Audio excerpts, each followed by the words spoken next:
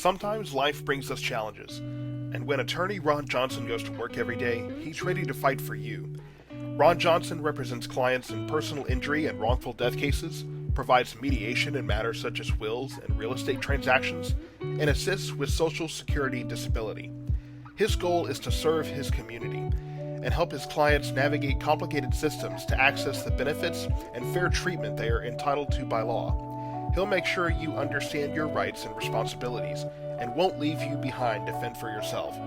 Ron Johnson's office is local, and he is accessible to work with you personally, whether face-to-face, by phone, or video conference.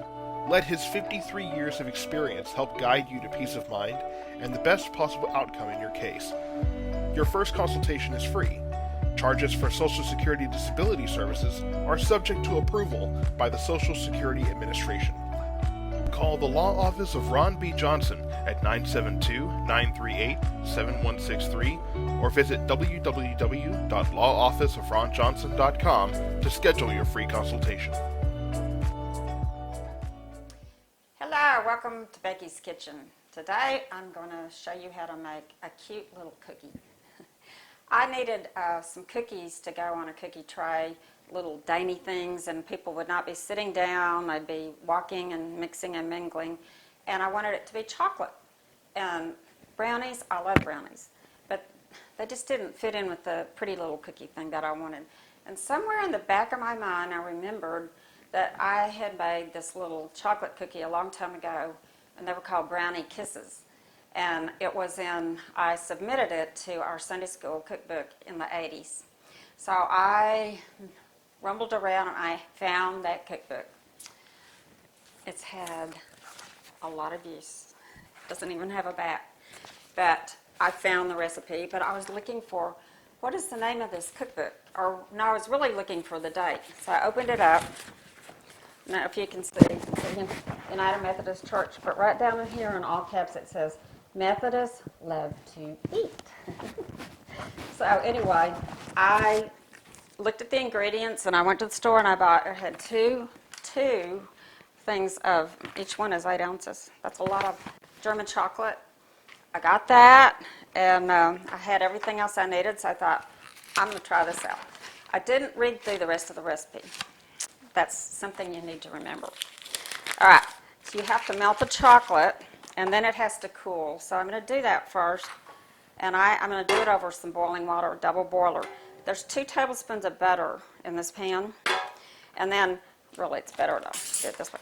Break your chocolate up, it will melt faster. Because remember, after it melts, it has to cool a little bit because you're going to be putting it in with some eggs, and we know how that goes. If it's hot, it's not going to be what you want. So, and I love German chocolate. It's not quite as chocolatey, maybe, as regular chocolate. So,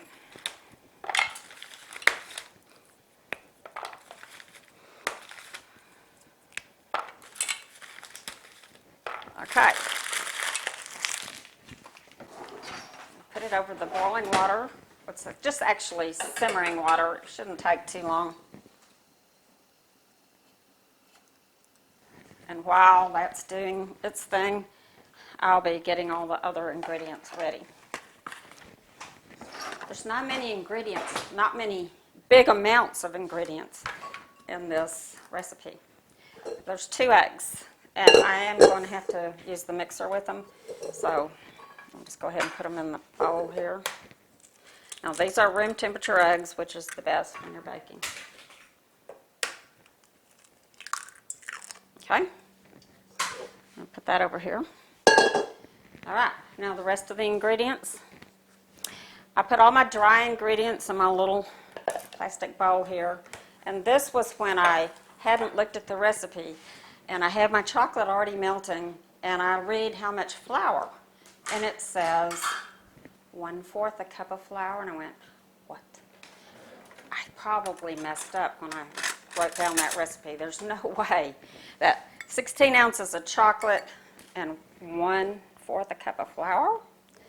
But since the chocolate was already melting, I thought, well, okay, we'll just try. So here's 1/4 a quart. All right, now we need some baking powder. 1/4 a teaspoon of baking powder.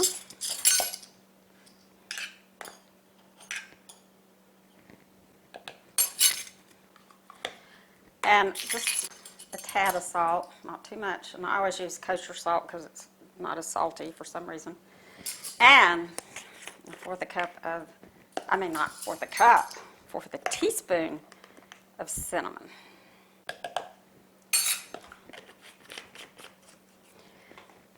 That is not very many dry ingredients amount-wise to go in these cookies. I'm worried. Too late now.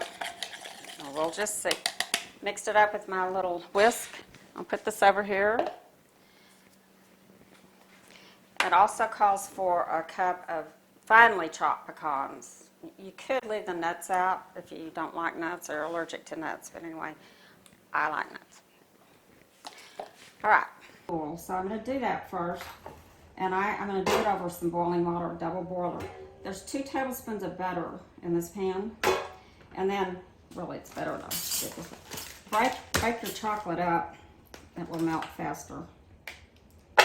Because remember, after it melts, it has to cool a little bit because you're going to be putting it in with some eggs, and we know how that goes. If it's hot, it's not going to be what you want. So, and I love German chocolate. It's not quite as chocolatey, maybe, as regular chocolate. So,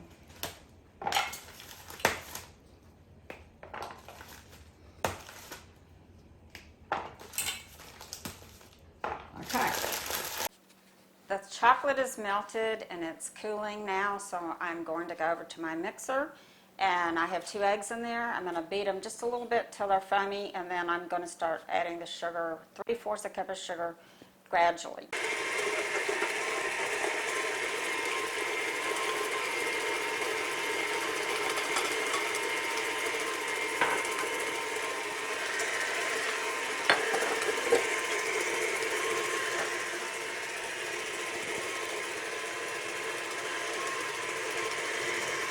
How about half a teaspoon of vanilla or more? Okay, now this has to beat until it gets really thick. This is the surprise of this cookie. So I'm going to set the timer 5 minutes. Turn it on high and let it go. Okay, the melted chocolate is not cold, but it's cool enough to put in there, so I'm going to add it to the egg mixture.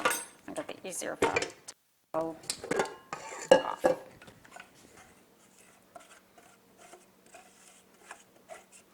Get as much of it as I can.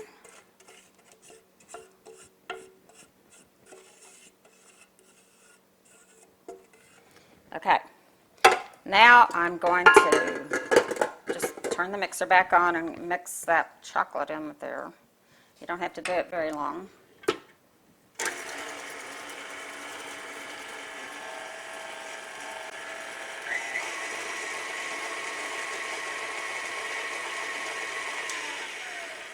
Okay, now remember this is the flour and the baking soda and the cinnamon, a little bit of salt, and I'm going to just put this in gradually so it doesn't fly all over the place, even though it's not that much. See? Done. And whenever you add the flour, you don't want to overbeat. So I'm going to do the rest by hand. And it's just stirring in the flour and adding the chopped pecans. And we'll be through with that part. All right. We need to spray the cookie sheet with Pam. Or you could use parchment paper. I'll just use Pam. A teaspoonful. This is too big. Let me get a little teaspoon. Because they actually spread out a little bit. Okay, so here we go. Cute little cookies coming up.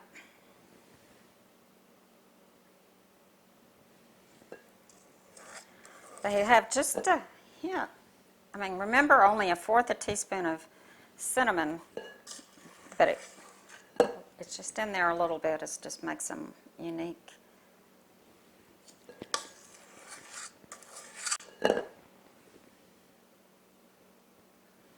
The thing is, when the buzzer goes off after 11 minutes, you take them out of the oven, you have to take them off the cookie tray immediately.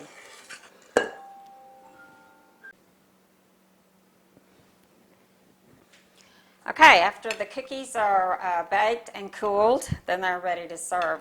Now, can you believe that little amount of batter, with only 1/4 cup of flour, made this whole dish of really, really good cookies? Now, I was trying to think of, what I could put with them.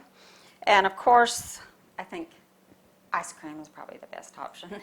But to make it different, if it was like at a party, like where I made these cookies for that party, they need finger foods, and ice cream is not good for that. So I found this recipe, and it's just, you can use any kind of fruit, but with these little skewers, when I tried like pineapple and all that, it was just too big. So grapes, blackberries, raspberries, and now this is amazing.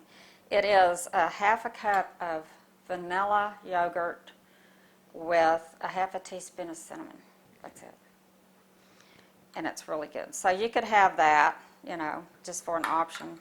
But frankly, you could just have the cookies all by themselves and it'd be perfect. Well, they're full of nuts. This one is chewy.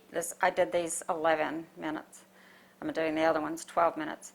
They taste like brownies, really, with a little bit of cinnamon, but they're just so good. And they're just amazing that the 1/4 cup of flour made all these cookies.